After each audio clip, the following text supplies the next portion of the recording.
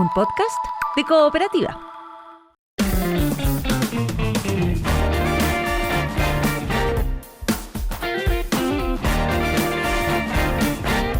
Lo decíamos recién, te llega un dolor de cabeza, una cefalea, y las razones por las cuales tú puedes estar sufriendo eso son tantísimas, que es un gran desafío para los neurólogos encontrar las causas, ¿no?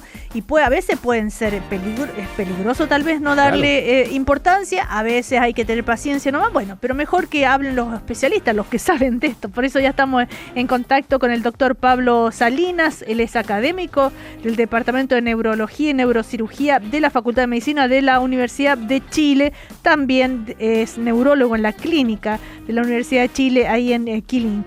¿Cómo estás, Pablo? Buen día. Hola, ¿cómo les va? Muy bien, gracias. Doctor, gracias por estar con nosotros. Un poco eso que dice la Cecilia, obviamente están los estudios, la tecnología, y eso es lo que los ayuda, pero para ti como profesional, como neurólogo, cada nuevo paciente con dolor de cabeza es un nuevo desafío de saber qué está pasando en ese organismo, en ese cuerpo, ¿no?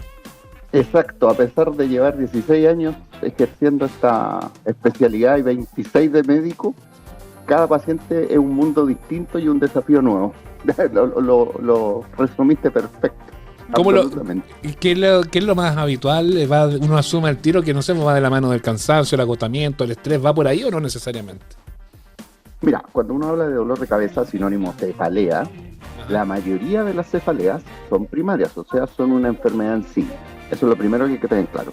Entre el 5 a 10% de los dolores de cabeza son por alguna lesión dentro del cráneo que podría ser más grave, secuelante o derechamente mortal. Entonces, lo primero que hay que tener claro es que los dolores de cabeza, si bien no son normales, generalmente corresponden a una enfermedad benigna que se llama migraña o una enfermedad benigna que se llama cefalea tensional. Entonces, eso es lo primero que hay que tener claro. En ese contexto, cuando uno aborda los casos, lo primero que hace es descartar, como te digo, alguna afección que sea más grave, con algún estudio orientado precisamente a la historia y el examen físico del paciente, y luego de eso, cuando ya se enfrenta a lo que llamamos cefalea primaria, que es el dolor de cabeza como enfermedad, ahí ya uno empieza a desglosar cuáles son los factores gatillantes, cuál es el abordaje de la crisis, y ver si es necesario dejar un tratamiento preventivo, vale decir, un tratamiento crónico, no eterno, sino que de largo aliento, pero que sea diario. Ahora, pero esto es una enfermedad, dice, migraña o cefalea tensional. Exacto. Usted le da un medicamento, dice, por un tiempo largo, pero es una enfermedad crónica, o sea que tiene que estar tomando calmante analgésico toda la vida. A ver, cuando hablamos de enfermedad crónica nos referimos a que la cefalea tensional y la migraña son enfermedades que aparecen en crisis recurrentes. Entonces, el primer consejo es que la crisis debe ser controlada de manera adecuada. ¿Cuál es la manera adecuada? Precisamente con analgésicos potentes, en dosis altas, y sobre todo que sea en una administración precoz. No esperar que el dolor suba para empezar a tomar un analgésico. Y la otra manera de abordarlo también es evitar los factores gatillantes de ambas enfermedades. ¿Y por qué llegan estas crisis? ¿Cuáles son los factores gatillantes? Mira, cuando uno habla de los factores gatillantes, en general habla de factores ambientales, por ejemplo, factores dietéticos, alimentos como los que llamamos los alimentos cálidos, los muy condimentados, chocolates, condiciones donde no se guarda un buen reposo, un buen descanso, falta de sueño, condiciones extremas como mucho calor, restricciones de uso de líquidos, por ejemplo, cuando las personas no toman mucho líquido. Todos ellos pueden ser factores gatillantes y que son específicos para cada persona. Ojo, cada persona que tiene alguna de estas enfermedades puede ir identificando frente a qué factores se le gatilla una crisis. Y una vez identificados dentro de ese repertorio que les nombré más o menos, ir evitándolo. Eso es lo primero. Y cuando aparece una crisis, ocupar un analgésico potente que sea rápido. En el caso de una jaqueca, sí se pueden ocupar antijaquecosos, pero tienen que ser usados con precaución. Ese es un súper... que sí, pero no, dale, te escucho. Que te iba a decir, doctor, que es un súper tema, porque la gente le duele la cabeza y chumpa adentro todo tipo de ergotaminas, como se conocen, no sé, por Migranol, el Cefalmin, Migratán, voy a las marcas, no da lo mismo. Pero eso obviamente que ustedes mismos dicen, ojo con eso, que no es llegar y tomarse una pastilla de esa.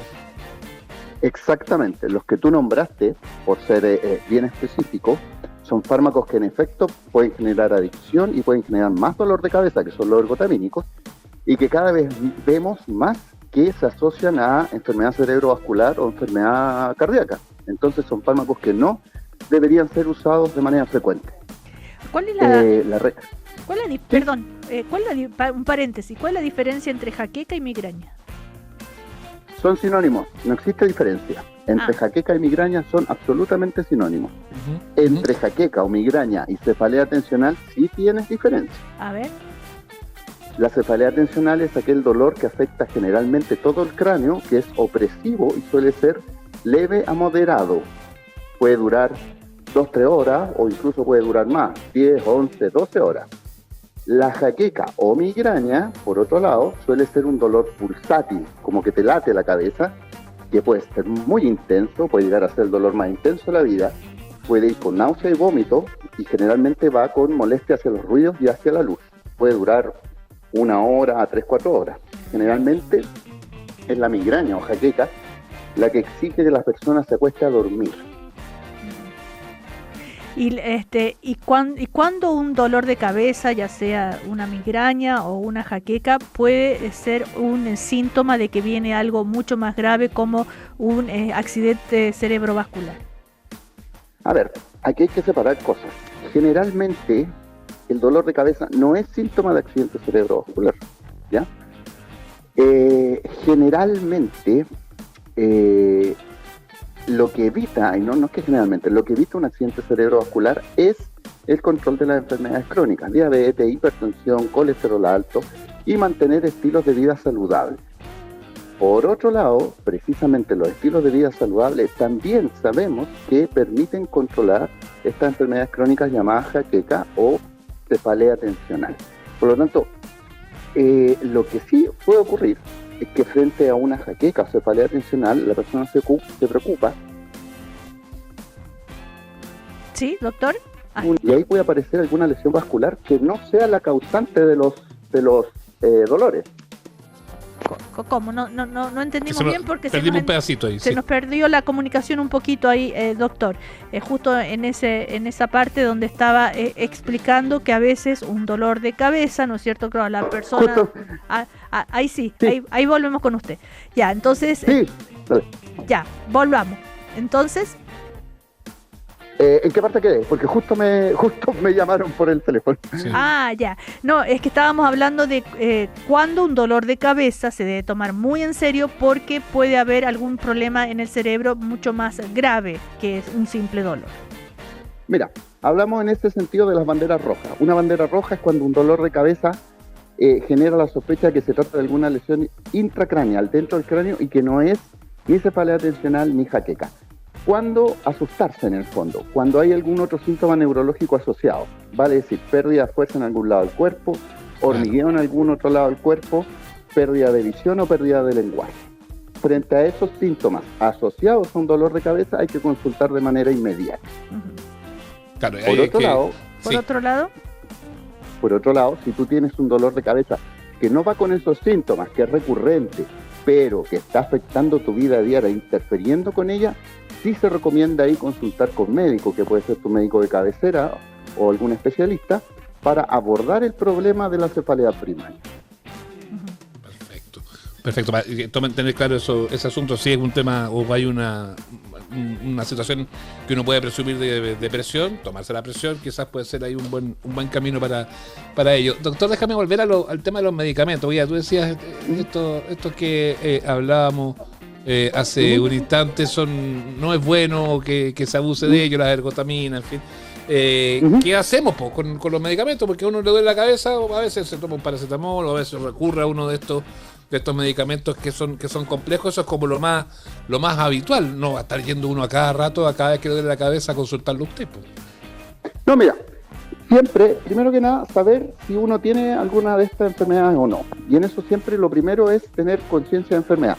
No es normal que duela la cabeza, ¿de acuerdo? Generalmente corresponde a esta enfermedad benigna que llamamos cefalea tensional o migraña. Entonces, hay que abordarlo desde ese punto de vista. ¿Cómo lo manejo inicialmente? Analgésico potente y en uso precoz. ¿Podría ser el paracetamol? Sí, es muy bueno, pero luego de unos 2 o 3 meses de uso continuo suele perder efecto. Por lo tanto, hay que ocupar otros analgésicos como el ketorolaco o el naproxeno en dosis que no sean más de 2 veces al día, porque si no hay que resguardar la función de los riñones. Eso es como el primer consejo. La administración tiene que ser precoz, no esperar a que pase media hora o más para recién tomar un analgésico, que es un error súper frecuente en las personas, esperar a que el dolor suba, ¿ya? Y lo más importante es lo que ya les había dicho, si luego de un par de meses las personas notan que tienen un dolor de cabeza que está interfiriendo francamente en su vida diaria, sí tienen que consultar porque hay que abordar el manejo de la enfermedad de otra manera. ¿Y estos ketorolaco o naproxeno tienen contraindicaciones contra las otras enfermedades potenciales de base? Digo yo, no sé, por el tema de la presión y todo eso, ¿o no necesariamente? Sí, claro. Claro, hay que ocuparlos en dosis controladas en personas que son hipertensas y, como te decía, tienen que ser dosis controladas y bien aconsejadas por especialistas, por profesional, dado que pueden interferir con la función de los riñones. Entonces, por norma no se recomienda más de 2 veces en un día, ¿ya? Ok, estamos conversando con el doctor Pablo Salinas. Él es neurólogo, académico del Departamento de Neurología y Neurocirugía de la Facultad de Medicina de la Chile y neurólogo de la Clínica de la Universidad de Chile en Quilín. A ver, ¿cuándo se toma la decisión, no sé, de hacer una resonancia magnética o una tomografía o ese tipo de exámenes y qué se busca ahí? ¿Puede haber un dolor de cabeza muy intenso o muy seguido, no sé, puede dar cuenta de la existencia de un tumor, por ejemplo? Precisamente uno solicita un examen de imagen cuando está sospechando alguna lesión dentro del cráneo, sea un tumor, o sea alguna lesión vascular, o sea algún otro tipo de lesión como una hidrocefalia, por ejemplo. Por lo tanto, se solicita cuando uno encuentra un paciente que tiene esta historia de cefalea recurrente y tiene alguna alteración en su examen físico. Ahí se justifica el realizar una imagen. Como te digo, el 5 a 10% de los pacientes son los únicos que pueden tener alguna alteración en una imagen. El resto, el 90-95% de las personas van a tener una imagen normal, porque el dolor de cabeza no es por alguna otra enfermedad, sino que es una enfermedad primaria, que es esta cefalea tensional o migraña. Y en eso también es bueno recordar algo que mencionó Sebastián, y hay que aclararlo. En general, la hipertensión no da dolor de cabeza. Lo que puede ocurrir es que una persona jaquecosa o con cefalea tensional se asusta y ahí se toma la presión arterial y ahí recién se da cuenta que es hipertenso, pero de antes, sin síntomas. Claro, sin tener que ver en el fondo. Claro. Exactamente. ¿Y qué es lo que es una cefalea en racimos? La cefalea en racimos es otro tipo de dolor de cabeza. Si uno habla de los tipos de dolor de cabeza y mira la clasificación de la Sociedad Internacional de Cefalea, puede encontrar cerca de 300 tipos de dolor de cabeza. Eso es impracticable y es inmanejable cuando uno aborda a los pacientes. Claro. Entonces, uno se fija precisamente qué es lo más frecuente. Lo más frecuente es la cefalea tensional con cerca de un 70% de los casos. Luego viene la migraña sinónimo jaqueca, que puede ir entre el 25% de los casos, y queda un 5% que son aquellas otras cefaleas que son menos frecuentes, ¿cachai? Dentro de ellas está la cefalea en racimos o cefalea clúster, que es una cefalea bien específica, que da solamente en un lado del cráneo, con otros hallazgos neurológicos como caída del párpado, miosis, o sea, una pupila muy cerrada, y con elementos neurovegetativos en un lado de la cara que es el lado afectado, o sea, sudoración excesiva, salida de líquido por ese lado de la nariz, ojo rojo precisamente en la crisis, que suele ocurrir generalmente en varones y que viene en crisis que son en la madrugada y que vienen por días seguidos con descansos consecutivos. ¿Ya? Ahí te morís de susto cuando pasa eso. ¿Qué cosa? O sea, uno se muere de susto cuando le pasa eso. ¿Pero qué cosa? Cuando le pasa, ¿qué cosa? Lo que acaba de describir el doctor, pues, o sea, que el párpado, que se te cae, que el ojo rojo. Exactamente. No, y de hecho el dolor es tan intenso que se diferencia de la migraña porque no se calma con nada. Las personas con crisis migrañosa, todos los migrañosos lo sabemos en realidad, que si nos acostamos un rato a dormir, la crisis baja. En cambio, en la cefalea en racimo, esto no calma la crisis, por el contrario, es mucha inquietud psicomotora. Incluso al punto que cuando uno ve al paciente llegar a la urgencia, porque tal como dijiste tú, Sebastián, las personas se asustan mucho y van a la urgencia. La persona prácticamente se agarra a cabezazos contra la muralla por la intensidad del dolor. Así de gráfico es, ¿ya? Afortunadamente, como te digo, es infrecuente, tiene un tratamiento específico y, ojo, todas estas cefaleas infrecuentes siempre se estudian con alguna imagen porque pueden ser síntomas de alguna otra lesión intracraneal. Por norma se les hace resonancia en general. Doctor, esto hay personas que sienten así como unos pinchazos que dan en la cabeza, como si te estuvieran poniendo agujas. ¿Qué es eso? Cefalea en picahielo, se suele llamar tradicionalmente. Cefalea picahielo, ¿ya? Claro. En efecto, es un tipo de cefalea tensional, suelen ser crisis de segundo, y se asocian con todos los desencadenantes de la cefalea tensional. La cefalea tensional tradicionalmente se le achacaba casi un halo como si fuera una manifestación psicológica, pero en realidad eso no es así. Sabemos actualmente que se asocia a un desbalance neurotransmisor en ciertas áreas del cerebro y por eso responden con el uso de fármacos, ¿ya? Dentro de los subtipos de cefalea tensional está esta cefalea bien específica que se llama cefalea en picahielo y que responde en efecto a fármacos que se ocupan de manera más continua, ¿ya? Oye, el hecho de que... Voy a poner ejemplo de nuestro equipo, que la Cecilia sea jaquecosa, que yo no, que la Anita un poquito y que Marco muy jaquecoso. ¿Qué significa que una persona sea distinta a la otra? ¿Va de la mano de estos 300 tipos que tú describías de dolores de cabeza y que es difícil decir de buena primera cuál es? ¿O hay una tendencia de ciertas personas a que sienta más o que tenga en el fondo una repercusión mayor el dolor propiamente tal? A ver, esto es genético, eso es lo primero que hay que saber. Tienen una fuerte raicambre genética, sea la tensional o sea la migraña. La migraña sobre todo. Los migrañosos tienen una madre migrañosa, un padre migrañoso, etc.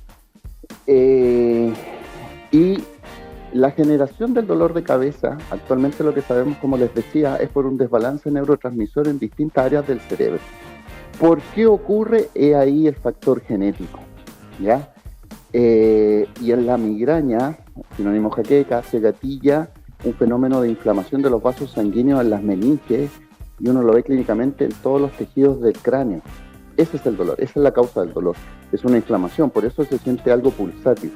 Y en el caso de la cefalea tensional, la causa sería más o menos la misma, pero con mucho énfasis en que este desbalance de neurotransmisores hace que se hipersensibilicen, valga la redundancia, los sistemas de percepción del dolor.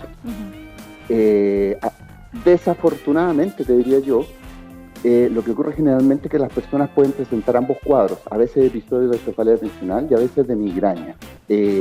¿Por qué ocurre así en distintas personas? Bueno, factores genéticos y los estilos de vida. Ya mientras tengamos estilos de vida que sean más saludables, sin consumo de tabaco, con un consumo moderado de alcohol, con un consumo moderado de café, realizando actividad física diaria, con una dieta balanceada, manteniéndonos en el peso, vamos a ir evitando estas molestias, ¿ya?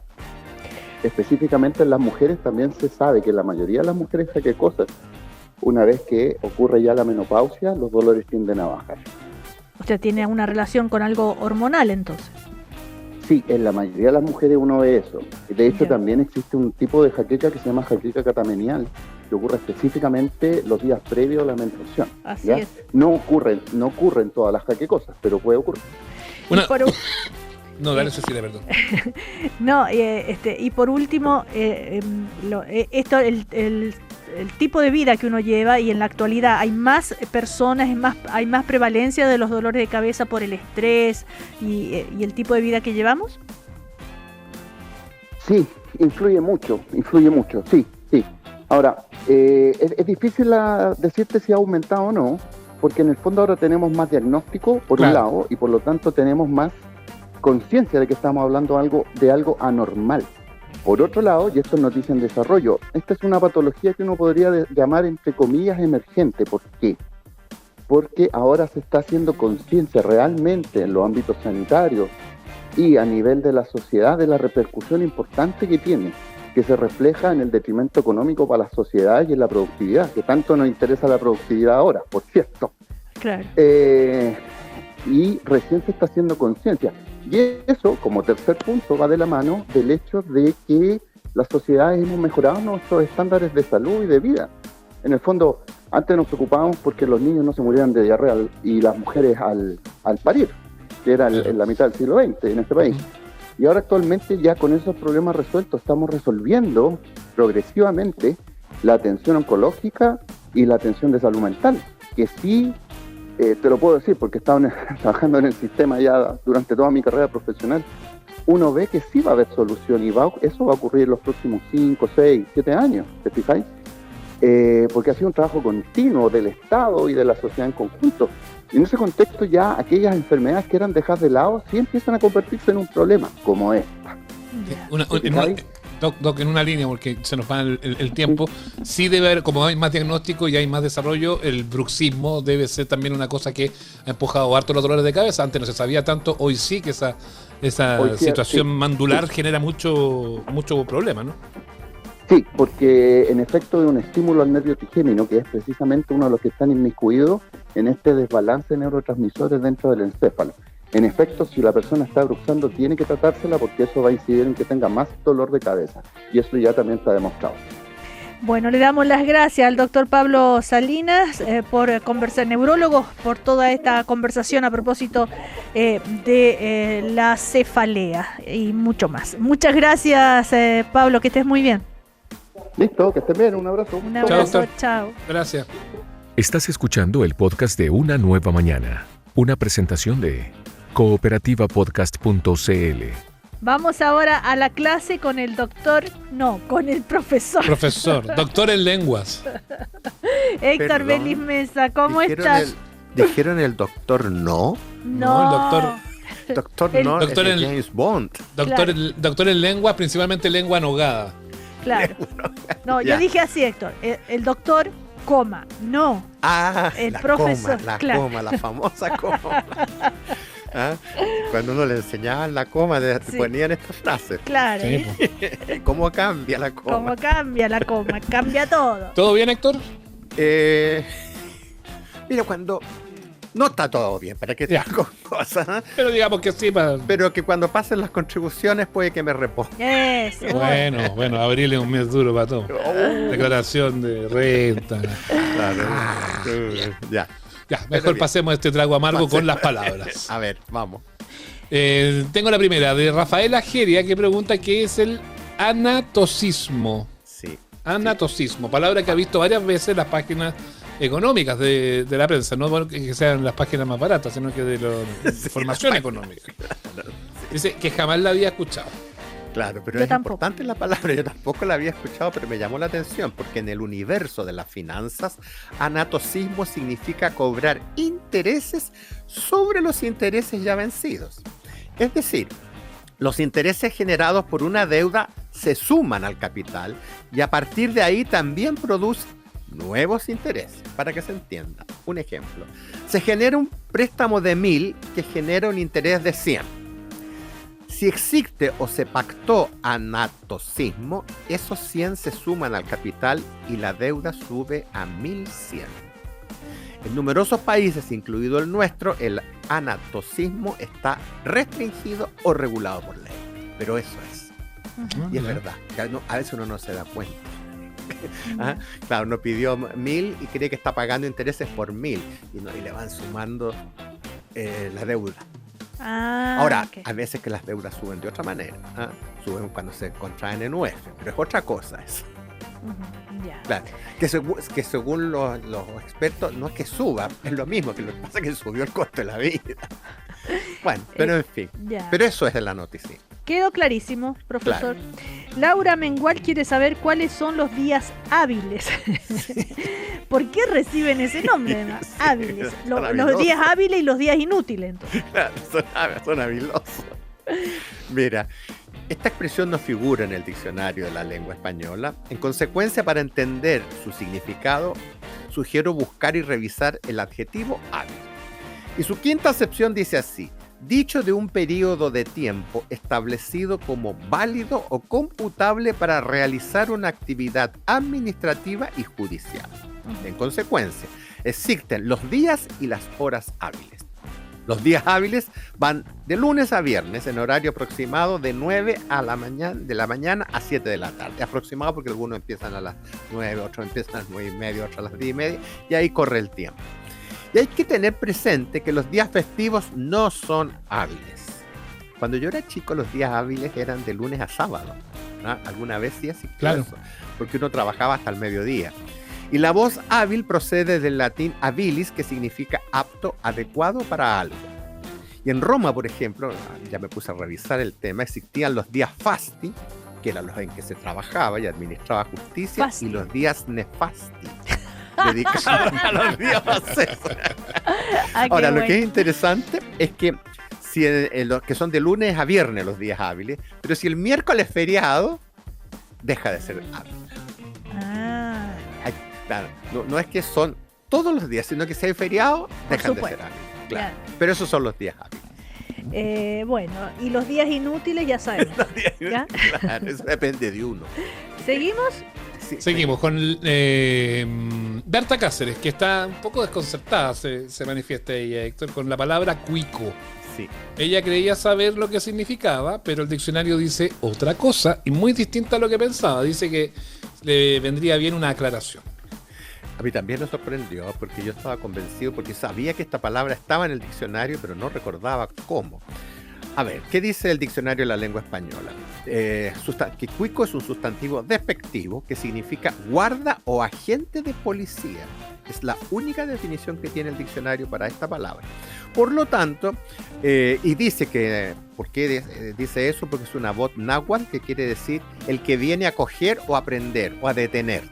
Ese es el cuico, el policía. Entonces me fui al diccionario de americanismo de la RAE y me llevé una sorpresa, porque tiene muchas definiciones cuico. La 1 es que es el labio leporino. Hoy tiene el labio cuico. La 2 es un ave con pico defectuoso, es decir, que cuando lo cierra sus partes no encajan. La paloma es cuica. Después viene la 3, persona de clase social alta con modales de dicha clase. Y ahí nos empezamos a acercar. Está aceptado, pero en el de americanismo. Después el 4 dice persona de costumbres remilgadas, que es como un remedio de lo antiguo. Claro. Pero el quinto es el tuerto. Ya, la El paloma cuica. Claro. Ah, no. El sexto es persona curiosa y entrometida. Es muy cuico, no te metas con él. Y la séptima dice persona delgada. Uy, que está cuico. Uy, pero qué cantidad de significado que puede tener una Claro. misma palabra. Entonces depende del país que vayas, usa cuico como corresponde. Mejor mirar el diccionario antes de usarla en otro país. Antes de usarla. Ya, ok. Ahora pesa harto. Es bien pesado el diccionario, tiene muchas páginas. Sí, es muy ¿eh? bueno. Está bueno. Ya. Eh, Pero tenía razón la señora para hacer la pregunta. claro. Martín Valdés consulta qué quiere decir guarro. Pregunta porque dice que está confundida. También, sí, bueno, las preguntas vienen siempre de dudas de personas que se confunden. Algunas personas dicen que significa mugriento, cochino y maleducado. Muy guarro. Sí. Y otros dicen que es un animal. Bueno, ¿qué es al final? ¿O es las dos cosas? A ver, el guarro es el cerdo, claramente. Ah, bueno. Y recibe ¿Y por este nombre extensión? debido a y recibe este nombre por su gruñido. Parece que cuando gruñe dijera guarro. Por lo tanto, la palabra guarro es de origen onomatopéyico, porque trata de reproducir un sonido. El gruñido de los puercos. Pero por extensión, también son guarros los hombres y mujeres desaliñados, sucios, grasientos, y para colmo de males, groseros y ruines. Ese es el guarro, es decir, las dos cosas, ¿vale? Y el diccionario no economiza calificativos negativos para caracterizar a estos individuos.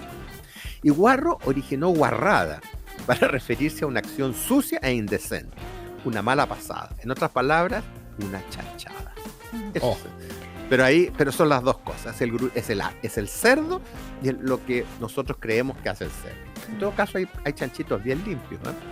Y que Sí. viven adentro de la casa. Ay, no me digas que tienes de mascota un chanchito. No. Ay, a lo único que faltaba. Como Babe, el puerquito valiente. Como claro, pues sí, hay dos Ah. chanchitos que vienen. No, y hay chanchos grandes que también son mascotas, ¿eh? Sí, no, Sí. el chancho es muy habiloso, ¿eh? ¿Ah, sí? Sí, no es nada tonto el chancho. Yo me acuerdo de Porky y Petunia. Porque sí. Ah, sí. Sí, pues. Sí, así que un saludo para los chanchos. Eso. Ya. Santiago Canales nos pregunta por el origen de la frase siembra vientos y cosecha de tempestades, Claro. que le recuerda de vez en cuando, dice, su madre. cuando él no hacía bien las cosas o las hacía decididamente mal. También se usa en política, nos recuerda él. Mucho. Sí, o sea... Son muy buenos para sembrar bien.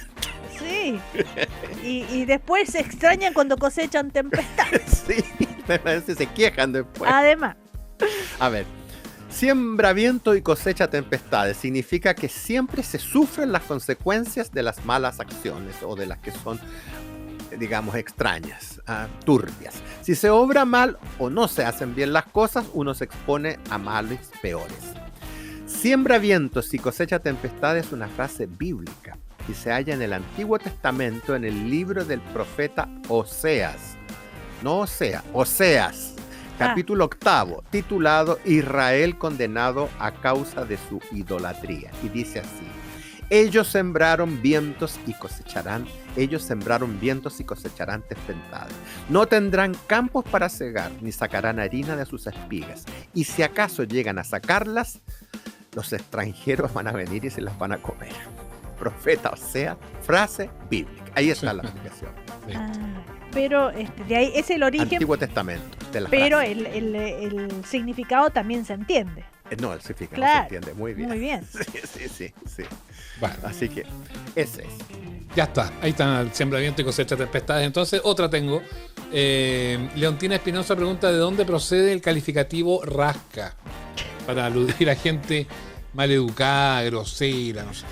Hace esta consulta porque tiene una tía que cuando hace mucho frío en invierno le dice: ponte un abrigo para que la rasca no te cale los huesos. Entonces dice que bueno, se perdió porque para ella rasca es otra cosa.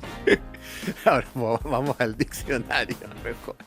¿Qué dice el diccionario de rasca? Solo tiene dos acepciones: frío intenso y borrachera. Ay, Es decir, la tía tiene razón. Tiene razón el la tía. abrigo porque la rasca está de temer. Es decir, hace mucho frío. Eso es la rasca. O si no, anda con una rasca tremenda el vecino. Pero el lenguaje coloquial, una persona rasca equivale a alguien vulgar, ramplón, soez y maleducado.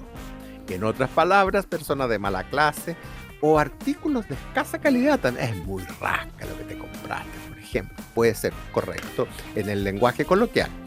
Entonces, ¿por qué este otro rasca? ¿De dónde viene? ¿Y qué tiene que ver con el frío y la borrachera? Nada, porque el otro rasca podría ser el apócope de Rascabuche, que es un personaje típico de la baja extracción social de España. Pero otros investigadores creen que este calificativo despectivo podría venir del argot hispano. Y en este caso, el adjetivo original de donde podría haber surgido rasca sería rastacuero, término con el que se identifica a los arribistas y ramplones. Y otra teoría asegura que procede de rascar, que además de refregar también significa embriagarse y haraganear. Ese es el rasca. Y ahí viene. Nosotros, yo creo que me parece que debe ser de rascabuche o rastacuero, porque ya no se usa, o nunca las usamos nosotros aquí en América. Pero el rasca por algo. Y lo otro es de rascar, pues el rascar es de refregarse, claro. Pero esas son todas las explicaciones. Pero el diccionario dice que es el frío intenso. Pero el rasca para la cosa que es media pencas y todo eso, Claro. muy chileno eso nomás, ¿no? Es muy de acá chileno. nomás. Es muy bueno, claro, Sí. claro. Sí. vendría a ser en Argentina un Mersa. Un mersa, Claro, claro. sí. Un mersa. Un grasa. Por eso que ahí Un calza el grasa rascar. también es. ¿sabes? Un Que grasa. se rasca en público. Eso es mala educación. Claro, rasca. Oye, que son pesados con los que se rascan. Es que hay que Rasca el- rascarse en privado siempre. Claro. Y Y sobre sobre todo todo cuando si, se rascan fuerte. Pues. sí, y hay algunos hombres que Y si se me ras- pica. y si hay algún hombre que se Te rasca. rascan en lugares que ni te cuento ya. ¡Ay, Cecilia! Sí, uno ve en la Ah, seguro es cosa de hombres nomás. Sí, sí, sobre todo. Estamos llegando muy Ya. lejos. Ya salieron de los rollos. Ya, Ya, vamos, Todo porque vamos. las mujeres Normal. no tienen, claro, por eso Sí. no se pueden rascar. Somos Claro. más educados. Oye, A ver, ya, hola. pongámonos poéticos. Ya, A ver. dejémoslo Hernán rasca Chacón afuera. consulta A ver. por el origen de la palabra abril, que Ah. es este mes, que es tan bonita esa palabra, Sí, abril. sí, pues. Es curioso, ¿ah? Porque nosotros lo encontramos bonito. Pero veamos. A ver, Es el capaz que el cuarto mes del significado año. me va a hacer perder por totalmente el cariño que le tengo a la palabra. No.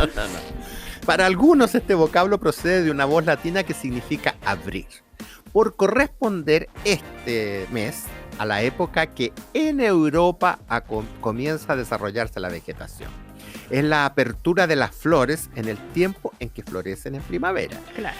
Y no hay que olvidar que cuando nosotros estamos en otoño, en el otro hemisferio están en primavera. Y fue precisamente en el otro hemisferio donde inventaron esta palabra. Es decir, se inventó en Europa. ¿Por qué? Porque en abril comienza la primavera y si comienzan a florecer, se pone verde el campo, pero eso ocurre en abril. Para nosotros esto viene a ocurrir en septiembre, octubre. Y otra versión especula que como abril estaba consagrado a Venus, este mes habría encontrado su nombre en Afro, con P-H-R-O, griego, nombre abreviado de Afrodita, diosa griega del amor. Ese me gusta. Identificada por los romanos como Venus. Esa es la otra, por eso que te gusta. Ahí estaba la explicación. Si es que tú te vas por esa teoría. Es un nombre también, abril. Claro, claro, Afrodita, sí, pues sí. Y está mucho, siempre en los versos se ocupa mucho en los poemas. Sí, en el mes de abril o en fin. Claro. Y abril, lluvias mil también. Eso es español, eso ya es de acá. Ese ya es de acá. De hecho, mira hoy día, acá en Santiago. Pero abril, lluvias mil no pasa nada, Pero mira hoy día llueve acá en Santiago. Sí, pero tengo entendido que en Europa también llueve en abril. Sí, es que yo entiendo, no entiendo porque lo sepa yo, se lo escuché a Jolito Martínez una vez, y que decía que el dicho de abril lluvias mil venía de España. Es que sí, también. Claro, si en la primavera llueve tiene razón, en Europa. Julito, que Julito Martínez siempre tiene razón, aunque no esté con nosotros. Y era español, básicamente, también, pues era muy cercano. Sí, decía que sí, pues sí. Sí, es que me acordé de pronto que también llueve en primavera ya. Me acordé. Sí. Acá otras cosas mil para el mes de abril en Chile, pero bueno, pero las dejaremos pasar. Uy, no me lo recuerde, las contribuciones. Gastos mil. Y otras cosas. Abril, gastos mil. Ya, tengo la última, Héctor, que nos quedan un par de minutitos. Lidia Melo dice que le llama la atención la palabra pispar, que se escucha bastante en el cono sur de América. ¿Qué significa y cuál es la procedencia de pispar? Claro, se conoce. ¿Puedo agregar una pregunta? A ver, por supuesto. ¿Y de ahí viene pispireta? Nada más, sí. Ya. Mira, el verbo pispar, que se conoce en Argentina, Chile y Uruguay, aparece registrado en el diccionario. Y para argentinos y uruguayos, pispar significa, según el diccionario, indagar, oír u observar indiscretamente. Pero para los chilenos, pispar es intuir, entrever, vislumbrar y presentir con desconfianza. Algo que se percibe evidente, pero que se mantiene o se trata de mantener oculto y que nos advierte y coloca en estado de alerta. Con recelo, este pispa es algo raro. Procede de la onomatopeya pips, que se emplea para alertar de un sonido o movimiento en el entorno. Y eso me hace pensar que el pisp podría tener que ver con pispireta y prometo revisarlo, porque es cuando, claro, como pisp, decirle a alguien, a una niña, la pispireta es una mujer. Sí. Claro, sí. La Betty Bloop se llama, ¿te acuerdas el dibujo? Sí, pues el dibujo, sí. Claro. Sí, ahora me acordé. Sí. Pero es como alguien así, claro, como muy vivaracha, coqueta, coqueta. Sí. Pero vamos a revisar la próxima semana la palabra pispireta, porque es una bonita palabra. Sí, me encanta. Y tampoco, dejemos ahí, pero tampoco tendría que ver esto que estábamos viendo, el pispar con el pispás, que también es medio español, que es como de rápido, ¿no es cierto? En un pispás. ¿Sí? Esa no sabía. No, pero se puede investigar. En un pispás. En un pispás. Lo dice Miguel Bosé en una de sus canciones más famosas. En un pispás. Sí. Agarra muy suavemente. En un pispás. Prefiere llorar y es difícil aceptar. ¿Viste? Pispás. Quedó registrado. Que es como rápido. En un santiamén. Claro, en un santiamén. Eso es de una Espíritu Santo, amén. De ahí viene. ¿Ah, sí? Sí. Espíritu Santo, amén. Santiamén. ¿Y por qué quiere decir rápido en un santiamén? Porque hace rápido. La oración corta. Santiamén. Sí. Bueno. Oye, pero en latín. Sí. Sí. Santiamén. Sí. Gracias, Héctor Belis Mesa. Hemos aprendido mucho hoy día. Gusto de escucharlo y estar con ustedes. Así me hacen es. la mañana. Hasta el próximo lunes, que Un estés abrazo. muy bien. Chao, Chao. Héctor. Chao.